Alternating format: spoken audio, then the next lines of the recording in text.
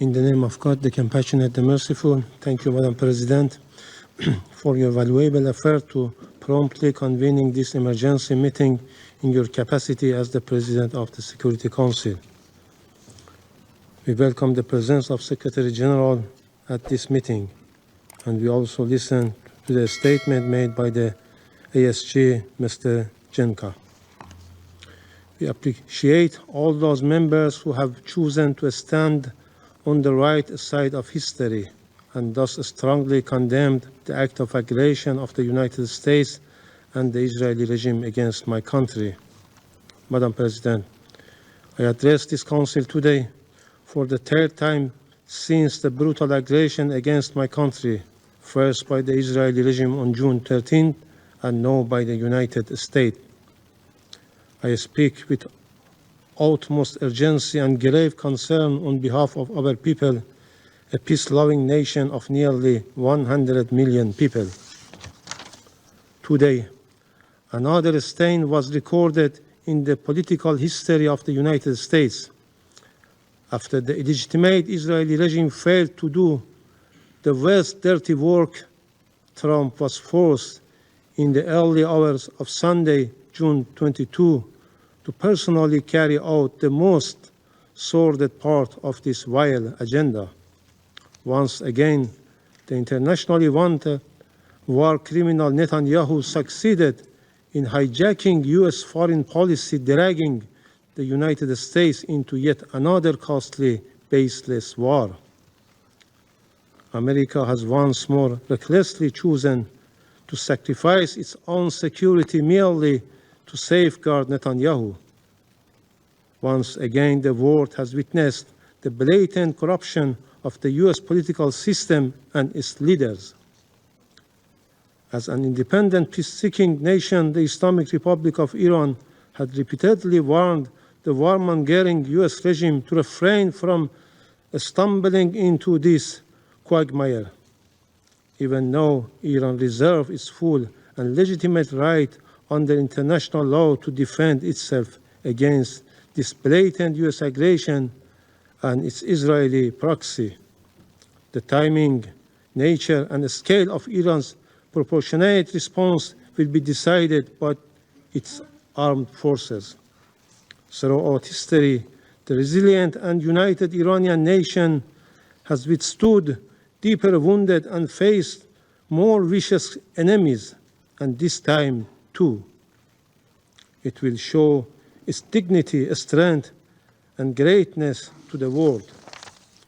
Over the past 10 days, the Israeli barbaric assault, the international bodies, including the UN Security Council and the International Atomic Energy Agency, have been provided with all the necessary information and warning. Yet, they have proven once again that the so-called 8 decades-long quest to prevent war and aggression is hollow and powerless in practice. Madam President, history will not forget these tragic days. It is profoundly heartbreaking that a peace-loving country, one of the founders of the United Nations with over 5,000 years of culture and civilization, responsible party to the UN Charter and the NPT, and non-nuclear weapon state, has been under armed attack by an illegitimate regime, no by its chief backer, the United States, but possesses thousands of nuclear warheads. The United States, a permanent member of this Council, the depositary of the NPT, and the only state that has ever used nuclear weapons, murdering millions in 2 cities, has now once again resorted to illegal force, waged a war against my country under a fabricated and absurd pretext, preventing Iran from acquiring nuclear weapons. What a bitter and tragic irony. Madam President, this U.S. and Israeli regime aggression is a clear and flagrant breach of international law. It breaches the preliminary norms of prohibition of aggression and the very fundamental principles enshrined in the UN Charter, namely Article 2.4, which categorically prohibits the threat or use of force against the sovereignty and territorial integrity of any member state. This illegal act also violates the Charter, the statute of the IAEA, relevant resolution of the Agency General Conference, Security Council Resolution 487 and 2231, as well as the NPT itself. Colleagues, while the representative of the United States continues to make baseless accusations against Iran, the international community is well aware of the well-documented and dark record of military intervention, illegal use of force against other sovereign states, and sponsorship of terrorism by the United States in the Middle East and across the world. The facts speak for themselves. All U.S. allegations against Iran are unfounded, with no legal basis and politically motivated. One clear example is the horrific and cowardly assassination of martyr Major General Qasem Soleimani and his companions. He was cowardly and deliberately assassinated while visiting Iraq at the formal request of the Iraqi government.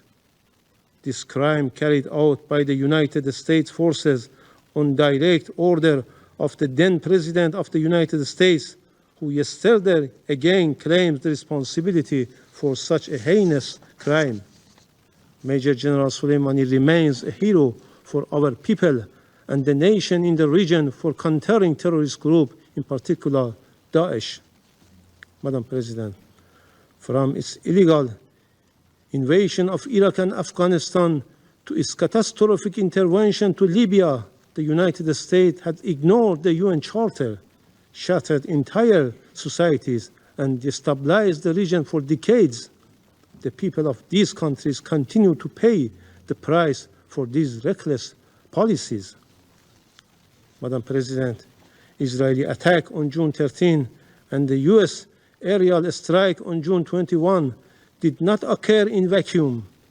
They are a direct result of the illegal and politically motivated actions of the United States and its European partners, the United Kingdom, France, and Germany, as well as biased conduct of the IAEA Director General.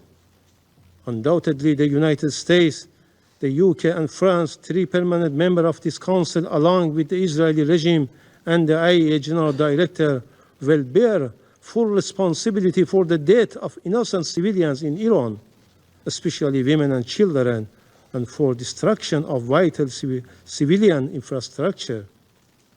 Madam President, Iran was preparing for the next round of diplomatic engagement with the United States on June 15, only for Israel to strike Iran 2 days before those talks could take place.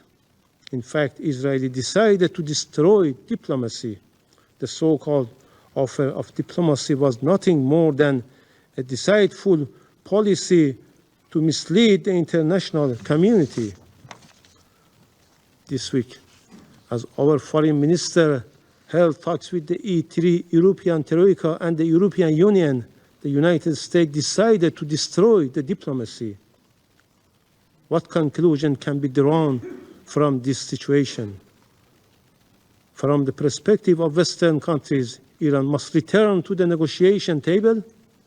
But as Iran's foreign minister mentioned, how can Iran return to something it never left, let alone? Madam President, the pattern is evident. The NPT, a cornerstone of non-proliferation regime, has been manipulated into a political weapon. Instead of granting parties legitimate right to peaceful nuclear energy, it has been exploited as a pretext for aggression and unlawful action that jeopardize the supreme interest of my country. The selective double standards behavior of IAEA board and the Security Council turning a blind eye to Israeli past attack on Iraq's Osirak reactor. Its assaults on Iran nuclear sites under IAEA safeguards and its ongoing aggression is a moral, political, and legal disgrace. This shame will forever tarnish the credibility of these international bodies. With such blatant bias, there is no assurance that the other NPT member will not face similar aggression.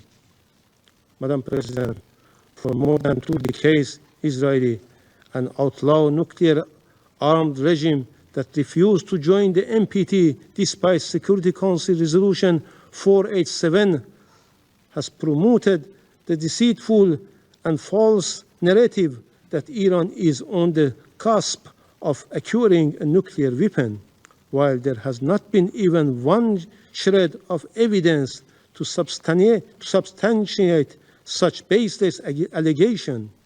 Iran's consistent diplomatic engagement made in good faith, leading to the JCPOA and its full compliance with the commitment therein with the UN Security Council Resolution 2231, demonstrate the very peaceful nature of its nuclear program.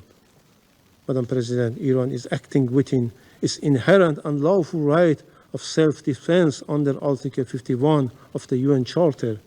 We will take all measures deemed necessary at our disposal to protect our people, our sovereignty, territorial integrity, national and vital interests, and our peaceful nuclear program in accordance with international law. Once again, I would like to remind this esteemed body of its legal and moral obligation. If this Council and the United Nations built to maintain international peace and security fail to act at this decisive moment, they will forever lose their credibility and relevance. Israel and the United States are the chief culprits for eroding the rule of law, undermining international law, the IAEA statute, and the non-proliferation regime. However, the silence, double standards, and complicity of international organizations and some Western countries, including France and the UK, are equally reprehensible. The UN Security Council should immediately act under Chapter 7 of the United Nations Charter to redress such injustice and gross violation by strongly condemning the blatant aggression, violation, and heinous crimes committed against the Islamic Republic of Iran, adopting effective enforcement action against the aggressor, hold the United States and Israeli regime fully accountable, place the Israeli nuclear facilities under agency safeguard. This is a historic test for this Council, for the United Nations as a whole. Every state and every responsible actor must rise to this occasion and condemn without ambiguity. These blatant crimes, failure to do so will lead to the gradual decline of the very aspiration of the non-proliferation regime and normalize a dangerous precedent when might, our rights, right, and where the fundamental principles of the UN Charter are trampled without consequences. Madam President, distinguished colleagues, we stand at the crossroads. Let us be the moment we put an end to impunity, the moment we uphold the principles on which this Council was founded. This Council must act decisively. Silence will be complicity in these crimes.